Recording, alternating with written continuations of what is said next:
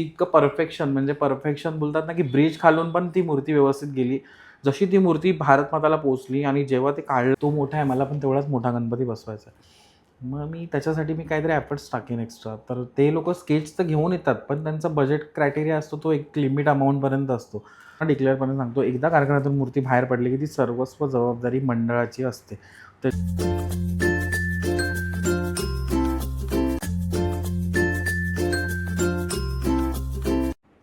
नमस्कार मित्रांनो, तुम्हा सर्वांना श्री स्वामी समर्थ बोल भावा या मराठी पॉडकास्ट चॅनलमध्ये तुमच्या सगळ्यांचं खूप सारं स्वागत. आणि आज आपल्या स्टुडिओवरती आलेले आहेत प्रथमेश घाडगे दादा, जे मूर्तिकार आहेत. दादा नमस्कार. नमस्कार. दादा पहिलं तर मी तुला मूर्तिकार म्हणून बघितलं आहे. तू मेकअप आर्टिस्ट पण आहे किंवा तू धोतर वगैरेही नेसवतोस. तर माझा पहिला म्हणजे प्रश्न असेल की पहिलं तर मला सांग की तुझा प्रवास कसा सुरू झाला. प्रवास खरं बोलायला गेलं तर कलाकृती क्षेत्रामध्ये पहिल्यापासून मी कार्यरत आहेच. फॅशन डिझायनिंग फील्डपासून माझं सुरुवात झाली. पहिलं फॅशन डिझायनिंग कंप्लीट करून जॉब केला, की घरची बेसिक नीड होती, की पहिलं जॉब पाहिजे म्हणून. तर जॉबसाठी करता तिथे पण खूप नो डाऊट चांगलंच मार्गदर्शन मिळत गेलं. पुढे पोस्टही चांगल्या मिळत गेल्या आणि टॉपच्या ब्रँडसाठी काम केलेलं आहे. म्हणजे मोठे ब्रँड शॉपर्स स्टॉप, बिग बाजार, हायपर सिटी, मॅक्स ह्यांच्यासाठी डिझायनिंग प्लस मॅन्युफॅक्चरिंग केलं. एक टायमिंगला एक साधा वर्कर म्हणून लागलो. त्याच्यानंतर एक जनरल मॅनेजरपर्यंतचा प्रवास होता आणि हे करता माझं जे बाकीच्या गोष्टी होत्या, जसं मेकअप आहे, त्याच्यानंतर गणपती वर्किंग आहे. गणपती कसं लहानपण गणपती म्हणजे गणपती जवळच गेलं आहे बोललं तरी चालेल. मी राहणारा गणेश गल्लीतच. गणेश गल्लीला आमच्या रूमच्या बाजूलाच गणपती कार्यशाळा होती. तर त्या कार्यशाळेत आम्ही सतत लहानाचे मोठे झालेलो आहोत. गणपती आम्हाला घरातूनच दिसायचा बनताना लहानपणापासून आणि म्हणजे आमच्या दरवाजाच्या समोरच बरोबर गणपतीची तिथून दिसेल असंच होतं. मग ते लहानपणापासूनच गणपती असं पूर्ण मनात हे होत गेलं. त्याच्यानंतर काका वगैरे म्हणजे गणपती कारखान्यात बसायचे. मग आम्ही पण शाळेतून आलं की थोडा वेळ जरा कारखान्यात जाऊन बसणं, पेंटिंग करणं कसं म्हणजे त्या गोष्टी अशा लहानपणापासून मुरत गेल्या आणि लालबाग हे पूर्ण कलेचं माहेरघर बोललं तरी चालेल. आणि भरपूर गोष्टी आहेत इथे, की इथली मुलं खूप स्ट्रगल करतात. फक्त जॉबच नाही, की त्याच्या व्यतिरिक्त म्हणजे एक्स्ट्रा गणपतीची कामं असो, कुठली आर्ट्सची कामं असो, अशी रिलेटेड कामं ही शिकत गेलो, की एक गोष्टी आपल्याला अंतर्भूत होत गेल्या आणि त्याच पुढे करता मग एक टायमिंगला जॉब स्किप करून कुठेतरी मला हे होल्ड करावं लागलं. तर मी तेव्हा 90,000 सॅलरी होती मला. ती सॅलरी स्किप करून मी थोडासा बिझनेसमध्ये रन केलं. थोडं स्टार्टिंगला असं बोललं जातं, की मराठी माणूस कधी बिझनेस करणार नाही. पण मी एक सांगेन, की असं काही नाही, की मराठी माणूस बिझनेस नाही, फक्त मेहनत करावी लागेल आणि आपल्या मुलांना थोडीशी मेहनत कमी करायची असते. इन्स्टंट गोष्टी पाहिजे असतात. तर त्या मी मुलांना सांगेन, की तसं नाही, कोणती गोष्ट अशी आपल्याला जवळ येऊन मिळणार नाही. त्यासाठी तुम्हाला प्रयत्न करावे लागतील. थोडंसं स्ट्रगलिंग करावं लागेल. काही गोष्टी लगेच मिळतील असं नाही. तर तो जॉब स्किप करून पुढे डायरेक्ट कारखान्यात थोडंसं 1-2 वर्ष डिफिकल्ट गेले.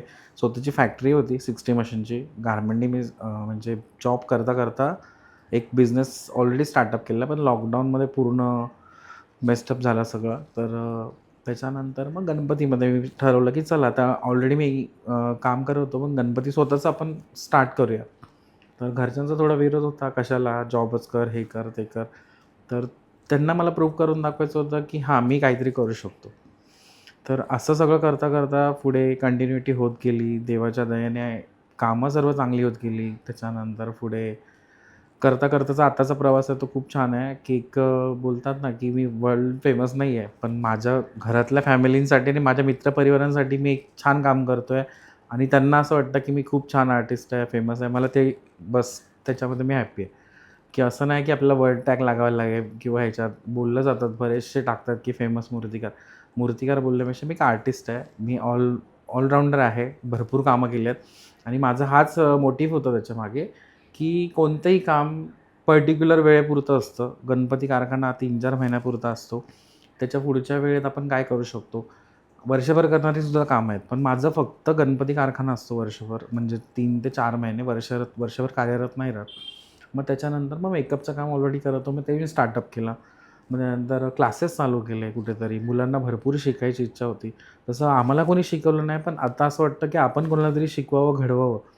मग हा वारसा पुढे गेलाच पाहिजे ना, की असं नाही की आत्ता आमची पिढी करते आहे, कार्यरत आहे. पुढच्या पिढीला पण ते काम करून म्हणजे एक लालबागमध्ये जी आयडेंटिटी आहे, गणपतीचं माहेरघर बोललं जातं, कलेचं हे कायमस्वरूपी राहायला हवं. हाच प्रयत्न असणार. दादा तू बोललास की मूर्तीला धोतर नेसवणं. तर मग तू पहिल्या कोणत्या मूर्तीला असं धोतर नेसवलं होतंस? सगळ्यात पहिला मी धोतर नेसवलेला माझा मित्र होता. मी ॲक्चुअली तेव्हा धोतरासाठी इतकं हे नव्हतो. कारखान्यात जायचो, नॉर्मल कामं असायची आणि मला वाटतं ह्याचा पालघरचा होता. पालघरचा महाराजा काहीतरी पालघरचा राजा. तर माझा मित्र मला बोलला, की "तुला धोतर नेसवायचं आहे." असं. मला त्याने विचारलं पण नाही, की "तुला कारण मी देवीच्या मूर्तीनं साडी मला वाटतं 8वी-9वीत असल्यापासून नेसवतो आणि स्पेशली जपाच्या देवीलाच. म्हणजे तिथेच माझं लहानाचं मोठं झालो आहे लालबागला. त्याच्यानंतर मग तो बोलला, की "तू करशील?" तर मी बोललो, "एवढ्या मोठ्या मूर्तीला 18 फूट मूर्तीला डायरेक्ट धोतर नेसवायचं म्हणजे मी कधी आजपर्यंत नेसवलं नव्हतं." तर त्याने सांगितलं, "नाही तू करशीलच, तू चलच जाऊया आपण." मग ते धोतर घेऊन पहिल्यांदा मी कोणतं धोतर कधी कसं घातलं कारखान्यात कोणाच्या बघितलं नव्हतं किंवा तो विचारही नव्हता केलेला. पण तेव्हा ते मंडळ अडचणीत होतं, त्यांना अर्जन्सी होती. तर जसं धोतर बांधलं होतं, तसं ते खोलता-खोलता ते कसं बांधलंय ह्या टेक्निक लक्षात घेऊन मी ते पहिलं धोतर घातलेलं आणि खूप चॅलेंजिंग जॉब होता. एक कंप्लीट 2 तास लागले असतील मला ते धोतर घालायला आणि पण झालं सक्सेसफुल झालं. त्यांनाही आवडलं. त्याच्यानंतर मग कुठेतरी कॉन्फिडन्स आला, की आपण नाही येत म्हणून बसतो ना, पण आपण केलं तर आपल्याला कळेल. पहिल्यांदा चुकेल, पण ह्याच्यामध्ये सगळ्यात महत्त्वाचं योगदान असतं मंडळाचं, की त्या मंडळाने विश्वास दाखवला कुठेतरी, की नाही करशील म्हणून आणि खूप सारी मंडळं अशी नंतर अप्रोच होत गेली. त्यांनी मला हेल्प केली. त्याच्यानंतर बरेचसे असे मंडळ आहेत, की स्टार्टिंगपासून केलेली मला वाटतं ड्यूक्सचा राजा आहे. त्यांनी तर खूप सपोर्ट केलेला त्या मंडळातल्या लोकांनी. ते म्हणजे फॅमिली रिलेशनच आहेत त्या मंडळांबरोबर. करियोडचा कैवारी आहे. त्याच्यानंतर ही सगळी मंडळ अशी आजूबाजूची मग एक करत ओळख होत गेली. मग त्यांनीसुद्धा असं करता त्या क्षेत्रात पूर्णपणे हळू पाय रोवत गेलो मी पुढे. दादा तू बोललास की तू अगोदरही गणपतीच्या मूर्त्या बनवत होतास. तर मग पहिली सुरुवात तू मातीच्या मूर्तीपासून केलीस की पी-ओ-पीच्या मूर्तीपासून? नाही, माझं बोलतात ना, पहिलं मातीमध्ये मी काम मातीमध्ये असं पहिलं स्टार्टिंगला कधी केलं नव्हतं. मातीच्या मूर्त्या म्हणजे जसं सांगितलं घराच्या बाजूला वांगणकरचा कारखाना होता. त्यांच्या बाजूला फक्त आम्ही बघायचो. ते फक्त साच्यातून पीस काढून त्याच्यानंतर फिनिशिंग वगैरे करून ते काम पहिलं बघितलेलं मी. त्याच्यानंतर ते होत होतं. पण मातीकाम करून असं स्वतः पर्सनली मातीकाम मी नाही केलं. मी डायरेक्ट केलं ते बोलतात ना, की जॉब डायरेक्टली कट पीसमध्ये रचणं, त्याच्यानंतर प्लास्टरचे जॉब ह्याच्यामध्येच वर्किंग केलं. त्याच्यानंतर मला वाटतं मी कारखान्यात असायचो उदय खातू, रावले सरांच्या. त्याच्यानंतर खातू साहेबांच्या पण कारखान्यात येऊन जाऊन पण मी खातू साहेबांबरोबर इतका अप्रोच नव्हतो. पण जास्त उदय खातू सर, त्याच्यानंतर रावले सर, त्याच्यानंतर बोलायला गेलात तर आणखीन असे वांगणकर, अशा लोकांबरोबर मी जास्त कामं केलेत. त्याच्यानंतर अ, अशोक म्हात्रे म्हणून होते. त्यांच्याकडे मी ड्रेपिंगलाच गेलो. त्याच्यानंतर त्यांच्याबरोबर जसं माझं क्लोजली होत गेलं, तसं त्यांच्याबरोबर काम करताना त्या गोष्टी. मग त्या माणसाने पण खूप सपोर्ट केला. म्हणजे एक-एक गोष्टी शिकवल्यात. कुठल्या छोट्या असो या मोठ्या असो. पण ते काम करता अनुभव यायला लागले त्या गोष्टींचे आणि मग डायरेक्ट मोठ्या मूर्तींवरतीच हे झालं, की मोठ्या मूर्त्या कशा बांधल्या जातात, कशा रचल्या जातात. ह्या छोट्या-छोट्या गोष्टी त्यांच्याकडनं मला खूप शिकायला मिळाल्यात आणि बोलेन मी, की त्यांनी पुन्हा उदय सर पण असं कधी असेल तर, "नाही बस तू करशील." असं त्यांनीसुद्धा रावले पण इव्हन, "नाही तू कर, तुला होईल." असं. म्हणजे ह्या गोष्टी करत लोकांनी जशी एक संधी देत गेले, तसं त्या संधीचं बोलतात ना आपण पुढे सोनं कसं करायचं हे करत मी तिथपर्यंत पोहोचलो आणि नंतर स्टार्टअप केला जो मोठ्या मूर्त्यांचा मस्त झाला काम पुढे. तर दादा तू स्टार्टअप जेव्हा केलास मूर्त्यांचा, तेव्हा तू कोणत्या मंडळाची पहिली मूर्ती घडवलीस? जेव्हा मी स्टार्टअप केला तेव्हा 2017-18 लॉकडाऊन जसं पडलं मला वाटतं आय थिंक 20ला. 19ला अशोक म्हात्रेबरोबरच कार्यरत होतो. पण काही कारणांमुळे त्यांनी पुढे कारखाना रन नाही केला. पण त्याच्यानंतरची काही मंडळं होती. त्याच्यानंतर पुढची 2020ला ॲक्चुअली छोट्या मूर्त्याच होत्या. त्यामुळे छोट्या मूर्त्या आणि त्याच्याबरोबर सगळ्यात पहिला घडवलेला म्हणजे मी परळचा विघ्नहर्ता जो मातीचा होता. 5 फूटचा. ते पण असं रिलेशनमध्येच त्यांनी विश्वास ठेवून दिलं काम. कामही खूप छान झालेलं आणि तेव्हा आपल्या लालबाग परेलमध्ये मला वाटतं कोणीच मूर्त्या मोठ्या बनवल्या नव्हत्या. सगळ्यात जास्तीत जास्त 2 फूटपर्यंत बनल्या होत्या.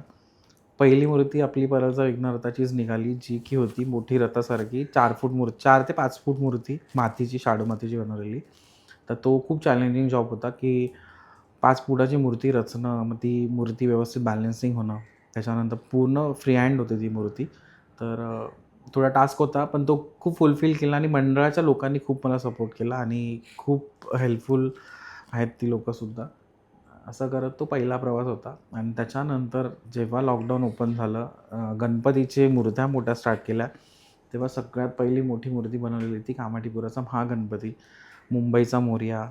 त्याच्यानंतर अशी बरेचशी मंडळ होती, की ज्यांच्या मूर्त्या त्यावेळी मी केलेल्या. सगळ्यात पहिली मूर्ती निघाली ती कामाठीपुराचा महागणपती, जी कारखान्यातून निघालेली माझ्या आणि ती लॉकडाऊन नंतरची पहिलीच मूर्ती होती. आय थिंक लालबाग परेलमधनं निघालेली. बाकीच्या मूर्त्या निघालेल्या पण त्या सगळ्या रात्री वगैरे आणि ह्या मूर्तीने जसं बाहेर निघाली तशी त्याची प्रभाव एव्हरीथिंग म्हणजे एक-एक गोष्टी अशा सिंक्रोनाइजली बसत गेल्या आणि त्या गणपतीमुळे म्हणजे ती मूर्ती जशी बाहेर निघाली, लोकांनी ती डोक्यावर घेतली, तसं पुढे-पुढे आणि नंतर सेकंड काही दिवसांनी लगेच मुंबईचा मोरया म्हणून निघाली. त्या मंडळाची मूर्ती ही फेमस झाली म्हणजे की मी विचार पण नव्हता केला, की ह्या 2 मूर्त्यांमुळे मी अख्ख्या महाराष्ट्रात इतका फेमस होईन म्हणून. पण त्या मूर्तीसाठी काम करताना पण खूप स्ट्रगल केलेत. काही गोष्टी होत्या स्टार्टिंगला, की दोन्ही मूर्त्यांमध्ये वेगळेपणा काहीतरी ठेवायचा होता. मला इतरांसारखं सेम नव्हतं करायचं. तर मुंबईचा मोरया करताना मुंबईच्या मोरयाचा चेहरा थोडासा छोटा ठेवलेला, बॉडी थोडीशी यूज ठेवलेली. तर ते लोकांना सतत की नाही गणपतीचा चेहरा छोटा वाटतोय, छोटा. तर मी म्हणजे मंडळाला वाटत मी सांगितलं, "मी काहीतरी विचार करून केला. जेव्हा मूर्ती बाहेर पडेल ना, तेव्हा तुम्हाला लक्षात येईल." आणि जेव्हा सगळं पूर्ण गणपती पेंटिंग करून डोळे काढले, तेव्हाच मंडळाची मुलं खूप खुश झाली, की "नाही दादा, तू बरोबर बोललास." आणि मूर्तीला पूर्ण ड्रेपिंग करून जेव्हा मूर्ती वरती ट्रॉलीवरती चढली, तेव्हा त्या मूर्तीचं बोलतात ना, की पूर्ण ग्रेसच वेगळा होता. टोटली लूक चेंज झालेला आणि बाहेर पडल्यावर तर अफलातून गर्दी, लोकांचे क हे कमेंट्स, त्यानंतर कोलॅबरेशन्स इतके झाले ना, की फोटोज अजूनही त्या मूर्तीला तेवढी प्रसिद्धी आहे. मग तो एक मला माझी आयडेंटिटी ठेवायची होती, की माझा चेहरा मला कोणाचं कॉपी नव्हतं करायचं, की कोणत्या ह्या मूर्तिकारासारखा दिसतोय, त्या कारासारखा दिसतोय. अशी मला एक वेगळी आयडेंटिटी ठेवायची होती, की ती मी तेव्हा ठेवली आणि खूप छान काम चालू झालं तेव्हा. मग दादा मी अनेक तुझ्या मूर्त्या बघितल्यात. खूप म्हणजे फेसच तुझा वेगळा आहे. हं. थोडंसं गणपती आहे ना आपल्याशी कनेक्ट होतो, असा चेहरा आहे. मग हे तुला संकल्पना म्हणजे कशी सुचली, की आपण असा चेहरा ठेवावा? मी ॲक्चुअली गणपती बऱ्याच जणांचे बघितलेले आहेत. तर गणपतीमध्ये खूप प्रकार आहेत. खूप गणपती असे म्हणजे हेवी असतात, बल्की गणपती आहेत. त्याच्यानंतर खूप गणपती आहेत तसे मीडियम बॉडीमध्ये आहेत. खूप गणपती आहेत तसे जरा पातळ बॉडीमध्ये आहेत.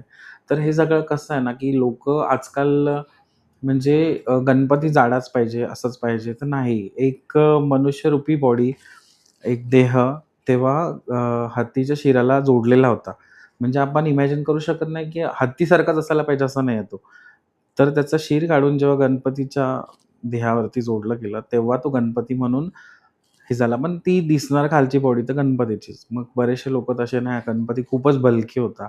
नाही, गणपती नॉर्मलच होता तेव्हा पण. म्हणजे आता आपण नाही बघितलं, पण जसं आपण बोलतो, की मनुष्य रूपामध्ये जेव्हा येतो, तेव्हा त्याची एक लिमिटेशन असते.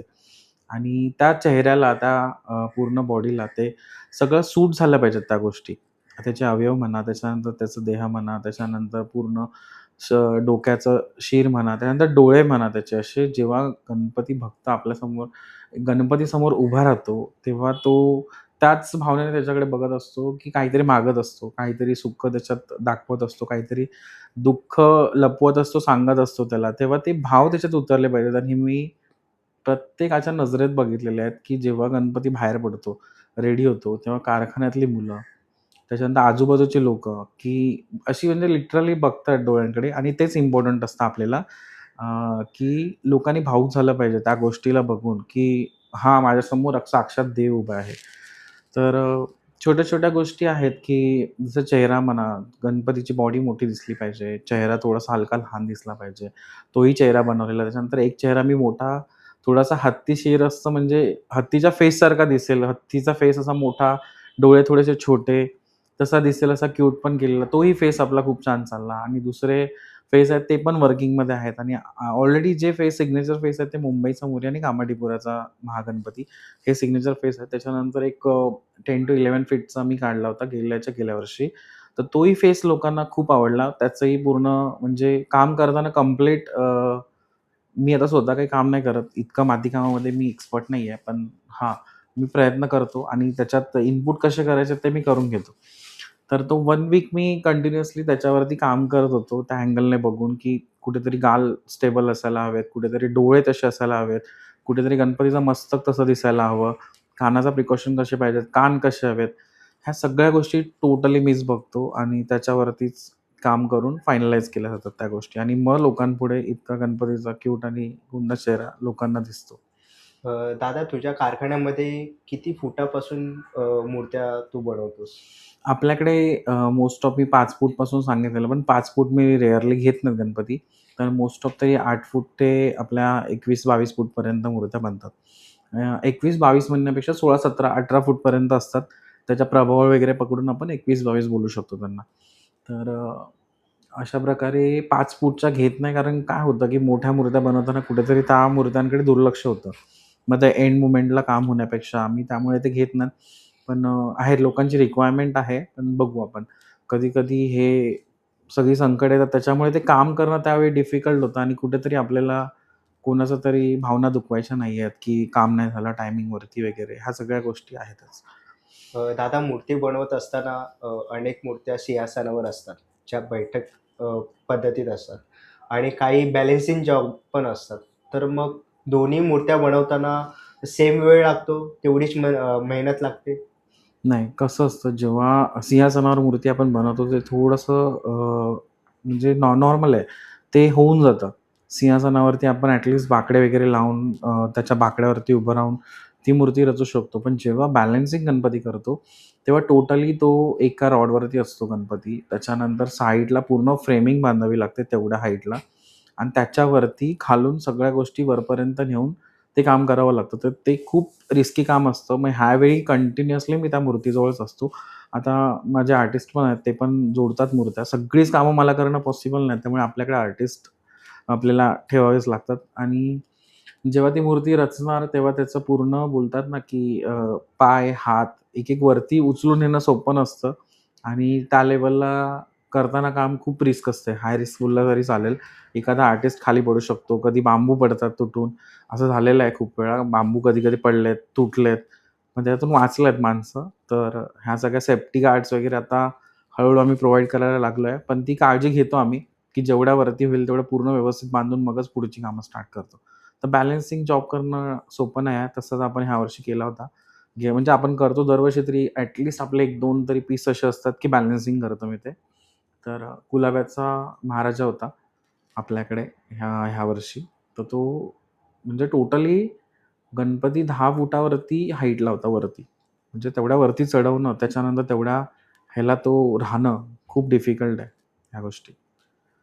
दादा अनेक मंडळ तुझ्याकडे येतात, तेव्हा जे रेखाचित्र असतात मूर्तींची, हं. ते ऑलरेडी रेडी असतात की मंडळ स्वतःचे पण घेऊन येतात? नाही, काय-काय मंडळांकडे रेखाचित्र रेडी असतात. काय-काय मंडळं स्वतःची घेऊन येतात. काय-काय जण माझ्याकडचे अप्रोच असतात. मी माझ्याकडचं बनवताना मी हेच लक्षात ठेवतो. मी आता बरं झाला हा मुद्दा बोललास तू. ह्याच्यावरनं मी सांगू शकतो, की बऱ्याचशा मंडळांच्या रिक्वायरमेंट खूप मोठ्या असतात. म्हणजे ॲज पर द मोठी मंडळं. म्हणजे आजकाल कसं झालंय, की हा लोकांना ट्रेंड झालाय, की मोठी मूर्ती दिसली पाहिजे. मग मोठ्याच मूर्त्या बसल्या पाहिजेत. मग अशी माझी मूर्ती अशीच दिसली पाहिजे.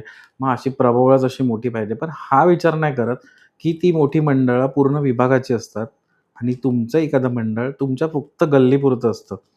मग हा विचार करताना आपण हा गोष्ट पण लक्षात घेतलं, की आपला फायनान्स किती आहे?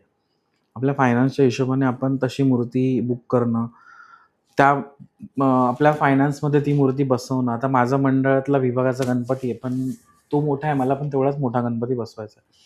मग त्याच्यासाठी मी काहीतरी एफर्ट्स टाकेन एक्स्ट्रा. तर ते लोकं स्केच तर घेऊन येतात, पण त्यांचा बजेट क्रायटेरिया असतो तो एक लिमिट अमाउंटपर्यंत असतो.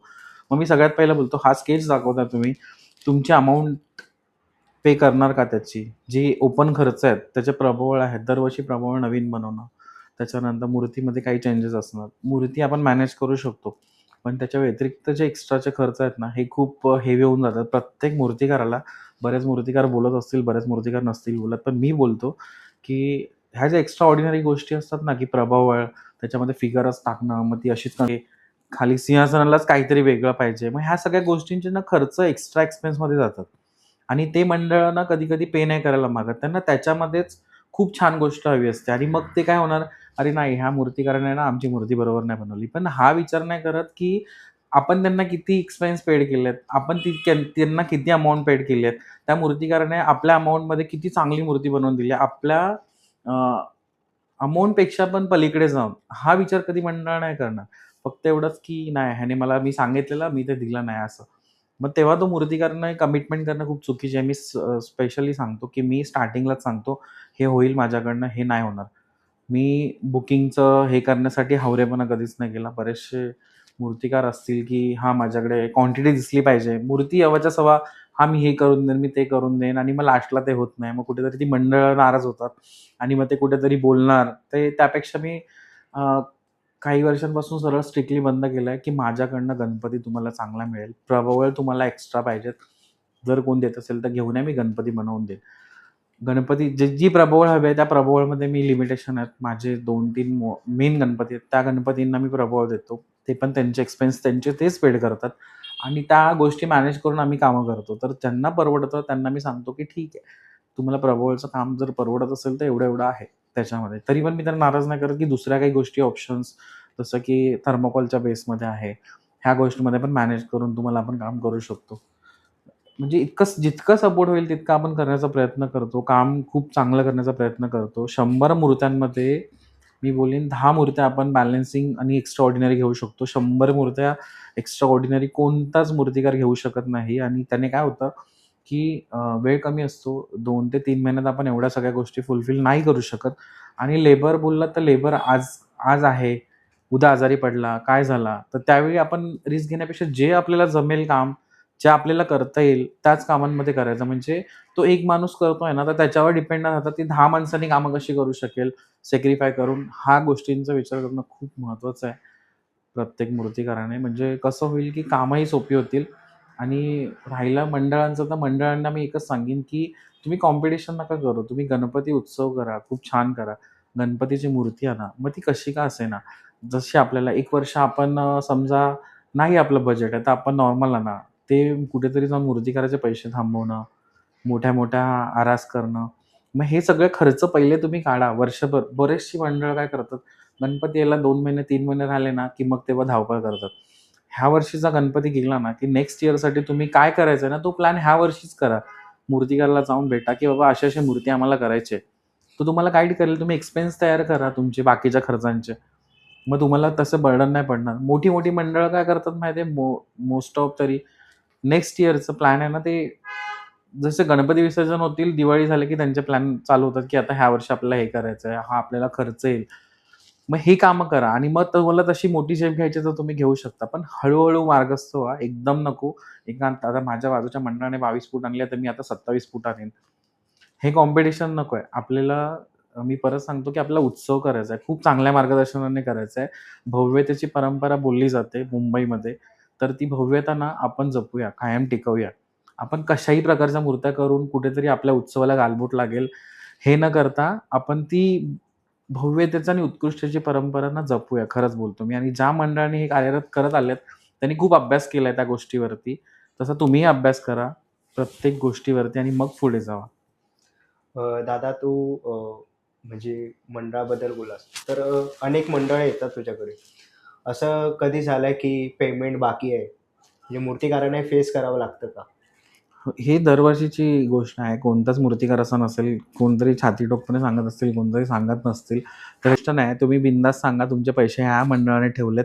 कधी-कधी मूर्तिकाराची चूक असेल तर नो डाउट की तो शांतच बसणार, की बाबा मीच फुलफिल नाही केलं तर. पण जर हे नसेल तर छाती ठोकपणे सांगा, की आपण बाबा ह्याने पेमेंट ठेवलंय. जसं की मी मागच्या वेळी बऱ्याचशा पॉडकास्टमध्ये पण सांगितलंय, की बाबा मूर्तिकारांचे पैसे ठेवून तुम्हाला काय मिळणार आहे? जर तुम्ही देव आणून घरी पूजताय, तर त्या देवाचे पैसेच नाही दिले, तर तुम्हाला कसा लाभेल तो? आणि तुम्हाला पावेल तरी कसा? तर ह्या गोष्टी लक्षात ठेवा, की ज्या बोलतात ना, की ज्या दुकानातून तुम्ही देव आणून आपल्या देवाऱ्यात ठेवताय आणि त्याला सांगताय, की "देवा मला पाव तू." तर तो देव पण विचार करत असेल ना, "बाबा हा याने मस्त आरास केली आहे, छान आरास केली आहे. मस्त ढोल ताशे वाजवत आणून बसवलाय. पण मी ज्याच्याकडनं आणलं तो उपाशी आहे ना. तो रडतोय ना तिथे." तुम्ही कसं काय विचार करू शकता, की तो देव तुम्हाला पावेल आणि तुम्हाला सगळ्या गोष्टी मिळवून देईल. कुठे ना कुठेतरी तो पण विचार करेल ना देव. तर ह्या गोष्टीचा विचारच करत नाहीत लोकं, की ज्याच्याकडनं आपण आणलंय त्याला उपाशी ठेवलंय आणि इथे आपण मोठे-मोठे उत्सव, फटाके आणि हे आतिषबाजी आणि हे चालू आहे. तर ह्या सगळ्या गोष्टी अव्हॉइड करा. देवाशी प्रामाणिक राहा. माणसाशी नाही राहत तर देवाशी तरी प्रामाणिक राहा, की देवच तुम्हाला तारणार आहे आणि देवच तुम्हाला मारणार आहे. माणूस नाही मारणार आहे.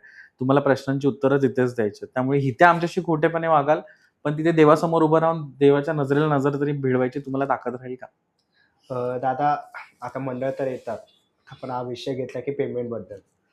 असं कोणतं मंडळ कधी आलंय की दादा जाऊ दे, गेल्या वर्षी राहिलं पेमेंट, यावर्षी आपण बघू. म्हणजे ते रिपीट मंडळ आलंय.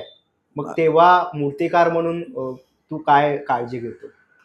अशी मंडळं खरं सांगू तर ना, ही सगळी मंडळं अशी फिरती असतात. ह्या वर्षी तुझ्याकडे, ह्या वर्षी माझ्याकडे, दुसऱ्या वर्षी दुसऱ्याकडे जातील आणि पेमेंट तरी पण मी तर गेल्याच्या वर्षीचा आय थिंक किस्सा होता पेमेंट राहण्यामागचा. तर मी ते पण एक सांगतो, की मूर्ती बुक केली तुम्ही माझ्याकडे मे महिन्यात येऊन. उभी मूर्ती हवी होती त्या मंडळाला आणि ते मंडळाचं नाव ना मी न सांगता पण खाली कमेंटमध्ये लोकं सांगतील एवढं फेमस झालंय त्याला. तर मला काही त्यांच्या ह्याच्यावरती हे नाही करायचं आहे. पण अजूनपर्यंत त्या माणसाने जी शिल्लक अमाउंट आहे अजूनपर्यंत दिलेली नाही. म्हणजे इतके हुशार आहेत ते लोकं. तर मूर्ती बुक केली मेमध्ये उभी हवी आहे म्हणून आणि त्यांना त्यांची बट ऑब्वियस ट्रॉली कॅपेबल नाही. मी बऱ्याचशा मंडळांना सांगतो मोठ्या-मोठ्या मूर्त्या पाहिजेत त्यांना. पण त्यांची ट्रॉली त्याच्यासाठी कॅपेबल नाही. उद्या काय झालं तर रिस्क कोण घेणार आहे? नाव कोणावरती येणार आहे? बाबा या मूर्तिकारानेच बनवली. तर मी विनंती करतो, की जी ट्रॉली नसेल ना तशी, तर मी त्याच्यावरती बॅलन्सिंग जॉब नाही देत आणि पाटावरती एवढा मोठा बॅलन्सिंग जॉब द्यायचा त्यासाठी त्यांची ट्रॉली पण तशी असायला हवी. ह्या सगळ्या गोष्टींचा विचार करूनच काम केलं जातं. तर नाही, तर ट्रॉली त्यांची तशी नव्हती. तर ते बोलले बनवणार आहे करत असं करत त्यांनी जवळ मला वाटतं अ, जुलै एंडपर्यंत आले. ऑगस्टमध्ये आय थिंक गणपती बसणार होते आणि गणपती बसायला राहिले होते आय थिंक 20 का 25 दिवस राहिले होते आणि मी त्यांच्या सतत फॉलोअपमध्ये आहे. तर नाही आता ना ट्रॉलीचं आपलं काम होत नाही. बॅलन्समुळे त्यांचं काहीतरी मागे-पुढे झालं आणि त्याच्यानंतर पाटावर बसवायचं. मग तुम्ही पाटावर बसवणारा जॉब तुम्ही सडनली 25 दिवसामध्ये चेंज करताय. माझी बाकीची कामं लाईन अपला आहेत. दिवस कमी राहिलेत. कसा विचार करू शकता, की तुम्हाला तितकं परफेक्ट काम मिळेल? तरी पण मी त्यांना दिला. दुसरा कोणता मूर्तिकार असत तर, "बाबा जमणार नाही. हे तुझा ॲडव्हान्स घे. तू दुसरीकडे बनव." पण मी माणुसकीच्या नात्यावरती मी बोललो, "ठीक आहे, आपण करू. त्याच्यामध्ये जेवढा प्रयत्न करता येईल तेवढा करू." आणि काय तर त्याची कमळाची पानं नाही नीट राहिली म्हणून त्याने पैसे ठेवले. कमळाची पानं कितीला बनतात? जास्तीत जास्त ₹10,000. त्या माणसाने किती ठेवावी? 80% अमाउंट माझी बॅलन्स ठेवलेली. किती डिफरंट आहे. म्हणजे तुम्हाला स्वतःला तरी लाज वाटते, की त्या गणपतीला तुम्ही आणि ती मूर्ती एवढी गाजली ना बाहेर गेल्यानंतर, की सगळीकडे फेमस झाली ती पण मूर्ती, की हां, ही मूर्ती एक एक्स्ट्रा ऑर्डिनरी बनली आहे म्हणून. तर मग मी तेव्हा पण नाही काय बोललो. मंडपात गेलो, जाऊन भेटलो. "हां, मी पाठवतो. हां, मी करतो." आणि मोठे-मोठे भंडारे वगैरे पण तुम्ही करताय म्हणजे त्यासाठी पैसे आहेत तुमच्याकडे फक्त गणपतीच्या मूर्ती का मग ज्या बोलतात ना, की इथे भंडारे घालून तुम्ही लोकांना जेवण घालताय पुण्य कमवायला, पण इथे पाप करताय ना तुम्ही. त्या मूर्तिकाराचे पैसे दिले का? जिच्यासाठी तुम्ही भंडारा एवढा केलात, त्याच्यासाठी तुम्ही एवढी मोठी मिरवणूक काढलीत. पण तिथे तो देव आलाय तिथेच तुम्ही जागाच उपाशी ठेवलीत, तर तुम्हाला ते कसं पावेल ना? असं करत ते एक मंडळ होतं. गुजरातचं एक मंडळ होतं. त्यांनी पण तसंच, की मी लांबची मंडळं मोस्ट ऑफ घेत नाही. घेतली तर त्यांचं पेमेंट पूर्ण 100% घेतो. पहिलं त्यांच्याकडनं 80% पेमेंट घेतो. का तर ते एंड मोमेंटला काही ॲक्शन घेऊ शकतात. आणि तसंच झालं त्याचं, की गेल्या वर्षी पण त्याचा अनुभव आला. त्याच्यामुळे मी त्याला पेमेंट पाठव. लास्टचे 20 दिवस राहिले, पेमेंट पाठव. तरी पण त्याने पेमेंट नव्हतं पाठवलं आणि मला वाटतं एक 50% अमाउंट बाकी होती आणि गणपती बसायला आय थिंक 10 दिवस राहिले होते.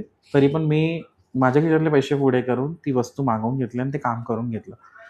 आणि गणपती नेताना तो सतत मला बोलायचा, की "गणपतीला काही क्रॅक नाही पडणार ना, गणपतीला काही क्रॅक नाही." मग असं आपल्याला बोलल्यावरती आपल्या लक्षात येतं ना, की समोरचा माणूस काय बोलतोय आणि आमची जबाबदारी तीच असते. गणपती एकदा कारखान्यातून बाहेर नेला, की सर्वस्व जबाबदारी मंडळाची असते. ज्या मूर्त्या बाहेर जाऊ नाहीतर ह्याच्यातून जाऊ. कारण काय आपण देताना जर व्यवस्थित दिली आहे, पण तुम्ही बाहेर नेल्यावरती खड्डे बघत नाही, वरती काय वायरी बघत नाही. गणपती कसा पण खेचायचा, ट्रॉली खेचायची. मग वरती लागणाऱ्या गोष्टी बघणार नाही आणि मग नंतरचा दोष कोणावर येणार तर मूर्तिकारावरती. त्यामुळे हे मी आज पूर्ण डिक्लेअरपणे सांगतो, एकदा कारखान्यातून मूर्ती बाहेर पडली की ती सर्वस्व जबाबदारी मंडळाची असते. त्याच्याशी जे काही झालं ते पूर्ण सर्वस्वी मंडळ त्याच्यासाठी जबाबदार असतं. आणि कारण एवढे वर्ष आम्ही कामं करतो. आजपर्यंत कोणत्या मूर्तीला काय नाही झालं आणि आत्ताच कसं होईल? कारण लॉकडाऊन नंतर ॲटलीस्ट 10-30च दिवस होते. तेव्हा कोणत्या मूर्तीला कधी काय नव्हतं झालं.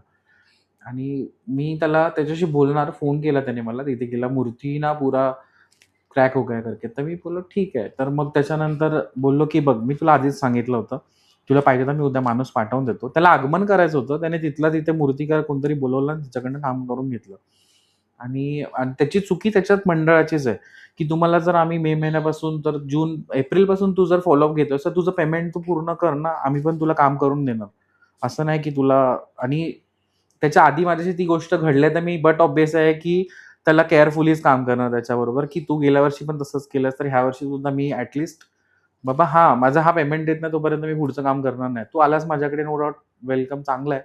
पण ह्या गोष्टी सुद्धा मॅनेज करणं आणि नंतर बघतोय तर दुसऱ्या दिवशी डायरेक्ट मोठे-मोठे आगमन आणि तेव्हा त्याने काय नाही बोलला, "मी करतो" बोलला पेमेंट आणि त्याने काय सांगावं, की "नहीं मैं पेमेंट करता हूँ." मम्मीला बोलला, माझी वाईफ बसलेली, की "मैं ना कल सुबह जाके करता हूँ, नहीं तो मुझे इधर बिठा के ले लो." असं तर बोलला, "आपण काय ठीक आहे, करतोय काम तर आपण देऊ." तर तेव्हा पण काहीतरी 80,000 बाकी होते आणि तो गेला आणि त्याच्यानंतर त्याचं झालं. त्याच्यानंतर पैसे देण्यासाठी फोन नाही, हे नाही. मग तिथे मंडपात पण जायची तयारी केली होती. पण शेवटी बोलतात ना, की नाही पॉसिबल झालं. कामांमुळे लगेच देवींची कामं चालू होती. तर मग त्याच्यावर मी पोस्ट टाकली. तर बऱ्याचशा लोकांनी अप्रोच केलं. तिकडच्या मंडळाने तिकडच्या मूर्तिकारांनी सांगावं, की दादा ते मंडळात तसं आहे. ते इकडे पण तसंच करतात आणि ती माणसं तशी आहेत आणि एकदम फेमस मंडळ तिथलं आणि त्या मंडळाने असं वागावं म्हणजे अनपेक्षित होतं. आणि त्याच्यानंतर मला वाटतं वर्षभरानंतर त्यालाच काहीतरी एक फटका पडला. त्याच्याच घरी कोणीतरी त्याची वाईफच आय थिंक आजारी पडली. त्याने स्वतःहून मला फोन केला, "दादा मी अमाउंट पे करतो. माझ्याकडनं चूक झाली, खूप मोठी चूक झाली." आणि मी त्याला एवढंच सांगितलं, "तू मला नको बोलूस सॉरी. तेव्हा जेव्हा पैसे देत नव्हतो, गणपतीच्या समोर उभा राहा आणि त्याला विचार, की आपण चुकीचे आहेत का बरोबर आहेत. त्याच्यामागे आम्ही काम केलेलं आहे." तर अशा प्रकारे त्याने म्हणजे ती अमाउंट अजूनपर्यंत बाकीच आहे थोडीफार. थोडेफार आणून दिले लाजेखातीर, की मी माझ्याकडचं देतो, मला त्रास झाला म्हणून. आणि असे बरेचसे आहेत मंडळ. आता काय त्यांची नावं घेऊ शकत नाहीत. चोरीगिरी करतात काय-काय तर. एकतरी मंडळ पैसे घेऊन म्हणजे गणपती घेऊन गेले. आम्ही 10 मिनिटात आलो, 20 मिनिटात आलो. असं करत जे गेले ते तिथे गेले तर मूर्तीच फक्त होती. तिथे आजूबाजूला कोणच नव्हतं.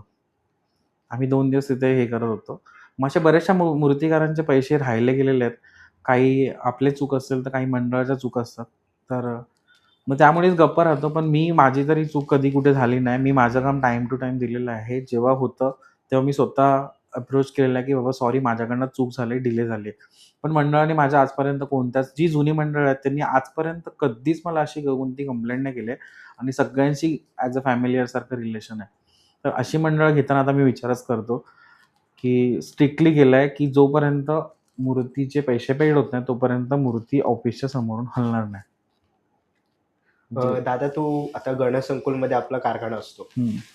तेव्हा पहिल्या वर्षी जेव्हा तुझी पहिली अ, गणपतीची मूर्ती कारखान्याच्या जेव्हा बाहेर पडली आगमनासाठी, तेव्हा तुझ्या मनामध्ये काय तो क्षण होता तुझ्यासाठी? पहिली मूर्ती आय थिंक 2020 नंतर जेव्हा पहिली मूर्ती बाहेर पडलेली, तेव्हा मी इतका घाबरलो होतो ना, की म्हणजे बोलतात ना, की अ, तिला कॅरी करताना ॲक्चुअली झालं काय, त्या मूर्तीची प्रबळ इतकी मोठी होती, की त्या कारखान्याच्या गेटमधून पास होत नव्हती आणि ती मूर्ती मग पूर्ण फोर्कलिफ्टवरती उचललेली आणि म्हणजे माझी बनवलेली पहिली मूर्ती एवढी मोठी, की बाबा कसं कॅरी करतील, कसा नेतील, कसा उचलतील आणि जेव्हा उचलून मूर्ती बाहेर गेटपर्यंत नेली, मी एकदम स्तब्ध होतो. पूर्ण मूर्ती जवळच उभा होतो आणि जे कोणाशी बोलतच नव्हतो, काहीच नव्हतो. एकदम असं की आणि जेव्हा ती मूर्ती उचलून पूर्णपणे बाहेर नेली आणि जेव्हा ट्रॉलीवरती ठेवली, तेव्हा जे पब्लिकचा क्राउड होता, जी आरडाओरड होती, म्हणजे त्याने असं इतकं बोलतात ना, की असं मन भरून आलं, की हां, हेच होतं, की जे तेव्हा पाहिजे होतं आपल्याला, की अ, एक ज्याच्यासाठी मी धडपडत होतो एवढी वर्ष, की ती गोष्ट मिळाली मला. म्हणजे की तिथेच भरून पावलं. मी तेव्हा विचार नाही केला की लोकांचा इतका चांगला अप्रोच येईल आणि इतकं लोकं डोक्यावरती घेतील. पण तो क्षण असा एक प्राउड होतं, म्हणजे की बोलतात ना, की हां, हेच मला करायचं होतं आणि हे करून दाखवलं मी. आणि दादा तू बोलताना बोललास की आई वडील बोलले की जॉब कर, मूर्तीमध्ये काय आहे. तेव्हा तो क्षण तुला आठवला असेल. आता तुझ्या डोळ्यातले अश्रूच खूप काही सांगतात आहे. घरच्यांचा सपोर्ट असेल, फॅमिली, तेव्हा त्यांना वाटलं असेल की माझ्या मुलाने काहीतरी नाव आज केलं आहे लालबाग परळ मंडळांमध्ये. घरच्यांचं म्हणजे बोलाल तर माझे वडील खूप लहान असताना ऑफ झालेत 5वी ला असताना आणि खूप स्ट्रगल केलं आईने माझ्या. ते लहानपणापासून एक छोट्या गोष्टींसाठी खूप स्ट्रगल केलंय तिने आणि असं कधी विचार पण नव्हता केला, की मी आज अखंड महाराष्ट्रामध्ये इतका एक फेमस आर्टिस्ट होईन, असं माझ्या फॅमिलीला पण नव्हतं वाटलेलं. आणि ह्या गोष्टी करताना मी कधी विचार नाही केला, की मला किती पैसे कमवायला मिळतील. आणि जेव्हा ती मूर्ती बाहेर पडली, त्याच्यानंतर सेकंड आणखीन एक मूर्ती बाहेर पडली, जेव्हा माझ्या आईला लोकांनी रस्त्यात अडवून विचारलं, की "तुझ्या मुलाने एवढं काम चांगलं केलंय." तेव्हा तिचे डोळे भरलेले बघून एक बोलतात ना, की हां, की आपण काहीतरी कमवलंय. पैसाच नाही. आयुष्यात माणसं पैसे सगळेच कमवतात. पण जी एक इज्जत असते ना, की आपल्या कामांमधून, ती मी कमवले आणि मला त्याच्यात खूप आनंद आहे, की आज माझी फॅमिली, माझे आजी-आजोबा जेव्हा मला पहिल्यांदा त्यांनी न्यूजवरती बघितलं, की माझा गणपती दिसतोय, मी बनवलेलं माझं नाव दिसतंय, तेव्हा त्यांनी गावावरून फोन करून सांगावं, की "तू कमवलंस हे. अख्ख्या पंचक्रोशीत आजपर्यंत आपल्या खानदानात कोणी केलं नव्हतं, पण तू कमवलंस आणि आमची मान अशी ताठपणे उभी केलीस." मग इथेच कुठेतरी वाटतं ना आपण, की आपण फक्त आपल्याच गोष्टी नाही जपत. काही गोष्टींना वेळ लागतो घडण्यासाठी आणि काही गोष्टी फास्ट फॉरवर्ड करतात. पण ते तुमच्यावर डिपेंड असतं, की तुम्ही काय क्वालिटी देताय. अशा सगळ्या गोष्टी होत्या आणि फॅमिलीला खूप प्राउड आहे माझ्या. प्रत्येक माझी आई, माझी वाईफ, त्याच्यानंतर भाऊ माझा, त्याच्यानंतर माझे मित्रपरिवार आहेत. खूप आहेत खूप. म्हणजे जे आजकाल पहिलं असं व्हायचं ना, की रस्त्याने जाताना कोणी बोलायचं तर तेवढ्यापुरतंच. पण आता थांबून लोकं बोलतात आपल्याशी ना, ही एक गोष्ट खूप महत्त्वाची आहे, की "कसा आहेस? काय आहे बाबा?" आजकाल म्हणजे लोकांचं पूर्ण टोटलीच क्रायटेरिया चेंज होतो. तर मी हेच बोलेन, की प्रत्येक फॅमिलीने आपल्या प्रत्येक मुलाला ना सपोर्ट केला पाहिजे. भले त्याच्यात काय क्वालिटीज आहेत, त्याला इंजिनिअरच बनवायचं आहे, त्याला डॉक्टरच बनवायचं आहे, हा हट्ट न करता त्याच्यात काय गोष्टी आहेत, तो काय करू शकतो, ह्याच्यासाठी त्याला प्रोत्साहन द्या. नक्कीच नो डाउट तो त्याच्यामध्ये खूप चांगलं काम करेल. दादा माझा पुढचा प्रश्न असा होता की 2025 मध्ये तुझ्याकडे किती गणपती मंडळं होती आणि त्याच्यामधलं तुला कोणत्या गणपती मूर्तीचा चॅलेंजिंग जॉब वाटला? 2025 ला माझ्याकडे 21 हां, 22 ला मोठ्या मूर्त्या. 22 ला माझ्याकडे खूप मूर्त्या होत्या. 23 ला मी थोड्या मूर्त्या कमी केल्या. 23 ला पण होत्या. 24 ला मी मूर्त्या थोड्या कमी केल्या, कारण मला काही गोष्टींवरती अभ्यास करायचा होता थोडासा अजून, की आपल्याला अजून काम चांगलं कसं करता येईल. त्या कामामध्ये थोडंसं स्पेशलायझेशन कसं करता येईल. भलेही ती मंडळाची मूर्ती छोटा असो या मोठा असो. आणि 2025 ला परत ती क्वांटिटी वाढली. पण मी एक लिमिटेशन असतो बुकिंगचा. बऱ्याचशा लोकांना माहीत आहेत, की एक स्लॉट बुकिंग असते माझी. तेवढ्याच पुरती फक्त मी बुकिंग घेतो. एक्स्ट्रा बुकिंग एकही नाही घेत. 2025 ला आय थिंक आपल्याकडे एक 32 मूर्ती होता. तर 32 मूर्तीमध्ये प्रत्येक मूर्ती माझी चांगलीच दिसली पाहिजे, हाच हेतू होता आणि प्रत्येक मूर्ती चांगलीच दिसली. तर ह्याच्यामध्ये सगळ्यात चॅलेंजिंग जॉब जॉब होता, तो तर होता आपला ह्याचा गुलाबाचा महाराज. त्याचं चॅलेंजिंग बोलण्यापेक्षा हेच होतं, की त्या सगळ्या गोष्टी म्हणजे त्या मंडळाने ट्रॉलीसुद्धा नवीन बांधली, की त्यांना दरवर्षी तशीच मूर्ती हवी असते आणि प्लस त्याच्यामध्ये काम करताना पूर्ण त्याचा पाटाची फ्रेमिंगसुद्धा मी ट्रॉलीला फिट केली होती, की जेणेकरून मूर्ती अनबॅलन्स म्हणजे कुठे होऊ नये. कारण त्याच्या गेल्या वर्षी त्यांची ट्रॉली मजबूत होती, पाट थोडासा वीक होता. पण ती मूर्ती जवळ ती पण मला वाटतं एक 21 फूटपर्यंत मूर्ती होती आणि ती पाटावरती बनवली होती. तो तर सगळ्यात मोठा चॅलेंजिंग जॉब झाला. एवढी हेवी मूर्ती पाटावर बनवणं म्हणजे नंदीवरची होती ती. तर त्याच्यानंतर सेकंड इयर त्यांनी आम्ही सांगितलं असं-असं आपण करूया जेणेकरून उद्या रिस्क नाही राहणार. कारण ती मूर्ती उचलताना त्यांना खूप अशा म्हणजे बोलतात ना, की पॅनिक झाले होते ते, की भीती वाटत होती काय होईल? कारण ती तेवढ्या लेव्हलला क्रॉस होत होती आणि तेव्हा मला पण 1 मिनिटं असं वाटलेलं पण नाही. मला कॉन्फिडन्स होता, की फोर्कलिफ्टवाला उचलेल आणि फोर्कलिफ्टवाला खरंच आमचा म्हणजे ग्रेट जॉब आहे त्यांचा ह्यासाठी. प्रणव म्हणून आहे. तर ती मूर्ती उचलून ठेवेपर्यंत जीवात जीवन होता. अक्षरशः बोलशील तर एक तर मूर्ती हाईटला होती. 10 फूट नंदी त्याच्यावरती बसलेली मूर्ती होती. आणि त्यांना मी सांगितलं, "तुम्ही सगळ्यांनी बाहेर जा कारखान्यातून. मला माझं काम करू दे. कोणी थांबू नका. ज्यांना पॅनिक व्हायचं आहे ना, तर त्यांनी लिटरली बाहेर जा. मला काम करू दे. मी मूर्ती तुम्हाला ठेवून दिल्याशी मतलब."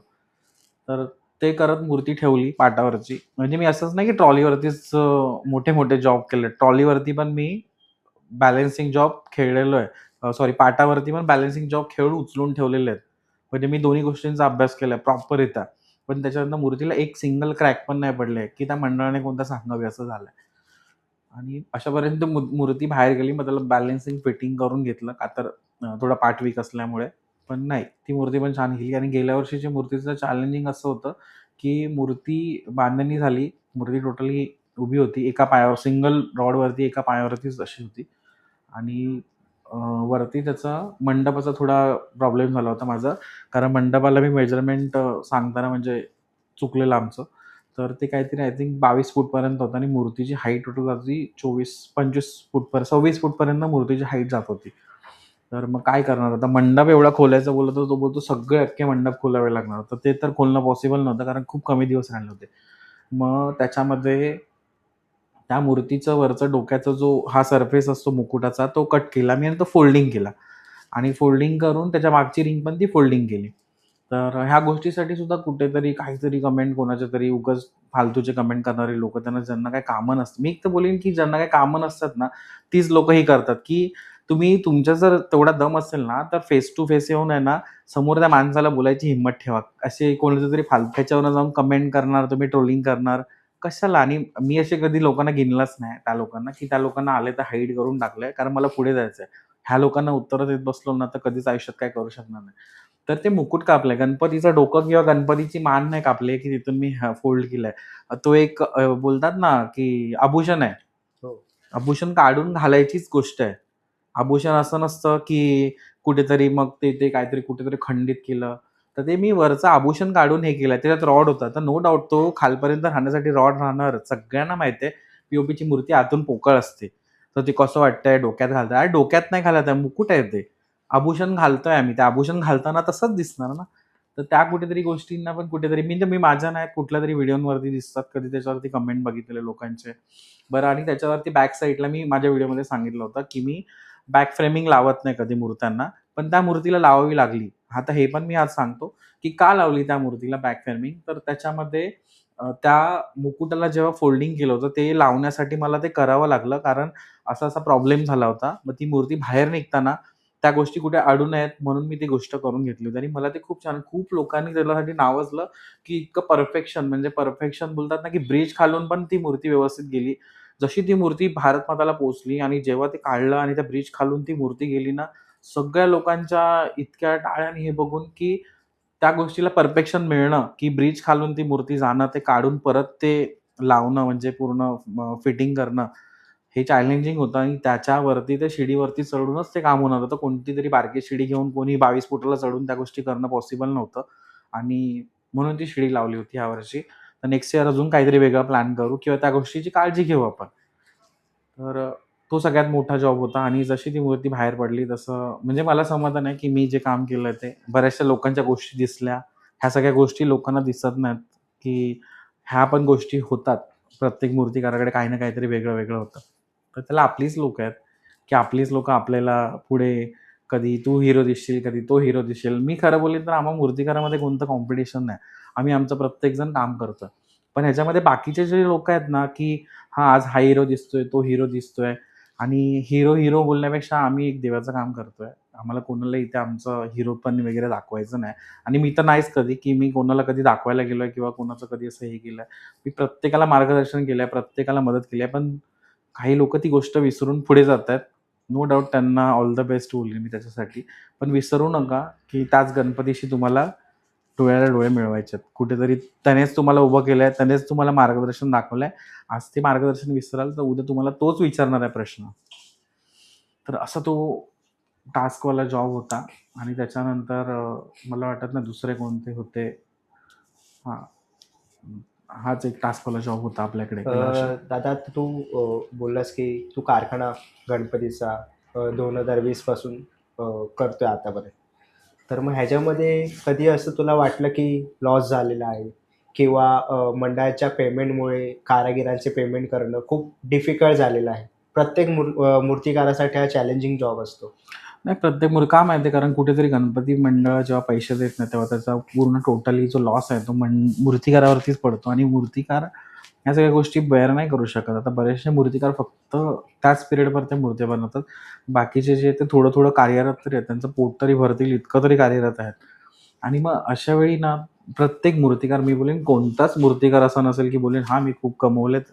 कारण काय ना, एक वेड आहे हे काम करण्याचं आणि गणपतीचं वेड ज्याला आहे ना, तोच समजू शकतो, की तिथे बॅलन्स बघायचा आहे, की तिथे लॉस बघायचा आहे, की तिथे प्रॉफिट बघायचं आहे. आणि आमच्यासारखे वेडे म्हणजे मी तर बोलीन मी तर टोटली वेडा आहे. मी त्याच्यामध्ये कधी लॉसचं कंडिशन नाही बघितलंय. मला किती कमवलंय मी ते पण नाही बघितलं. किती बॅलन्स राहिलं ते पण नाही. मी तर बोलीन तुला प्रत्येक वर्षी थोडं लॉस घेत कुठेतरी स्टेबलायझेशन आणलंय मी थोडंसं. पण हां, कोणाचे पैसे कधी चुकवले नाहीत असं नाही. मी छाती ठोकपणे सांगू शकतो. हां, पैसे ज्याचे चुकवले असतील, ज्याने मला कामाचं बोलतात ना, की हां, मी हे काम करून देईन आणि ते त्या टाईममध्ये येऊन न करून दिलं, त्याच्यामुळे कोणाचे राहिले असतील. पण असं कोणाचं नाही झालंय, की माझ्याकडे काम पूर्ण प्रामाणिकपणे केलं आणि मी त्याचे पैसे ठेवलेत. असं मी छाती ठोकून सांगू शकतो, की कोणताच आर्टिस्ट असं नसेल, की मी आजपर्यंत कोणाचं पेमेंट नाही केलं. भलेही मला ते कर्ज काढून का द्यावं लागलं, पण मी ते काढून त्यांना फुलफिल केलेलं आहे, की मला माझ्यासाठी आज त्या लोकांनी स्टँड घेतलाय, मला उभं केलंय, म्हणजे तर त्यांचं पोटपाणी सगळं त्याच्यावर डिपेंड आहे. त्यामुळे त्यांना ती गोष्ट प्रोव्हाईड करणं हे खूप महत्त्वाचं आहे आणि बरेचसे मूर्तिकार असं करतात आणि बऱ्याचशा जणांचे आहेत तशा. पण तो पण बिचारे 3-4 महिने आपल्यावर सतत राबत असतात. त्यांचाही विचार करा तुम्ही कधी म्हणजे बोलतात ना, की अ, कसं का असेना द्या पेमेंट हे करून आणि मंडळांना रिक्वेस्ट करेन, की मंडळांनी कोणत्या मूर्तिकाराचे पैसे खरंच नका ठेवू. त्याच्यावरती त्याचं वर्षभराचं उपजीविका असते. त्याच्या पाठीमागे अजून त्याचे लेबर्स असतात. त्याची पूर्ण टीम असते, की ज्यांचं पूर्ण त्याच्यावरती अवलंबून असतं. काही प्रश्न आहेत दादाचे आणि खूप सुंदर असा आपला हा पॉडकास्ट चालू आहे. तर आता आपण खूप सारे प्रश्न दादाला विचारले. तर पार्ट 2 मध्येही आपण दादाला अनेक प्रश्न विचारणार आहे. हा पार्ट 1 होता. हा तुम्हाला कसा वाटला मला कमेंट बॉक्समध्ये नक्कीच सांगा आणि कमेंट बॉक्समध्ये गणपती बाप्पा मोरया लिहायला विसरू नका. तर दुसरा पार्ट बघण्यासाठी कंटिन्यू राहा. तोपर्यंत तुम्हा सर्वांना श्री स्वामी समर्थ.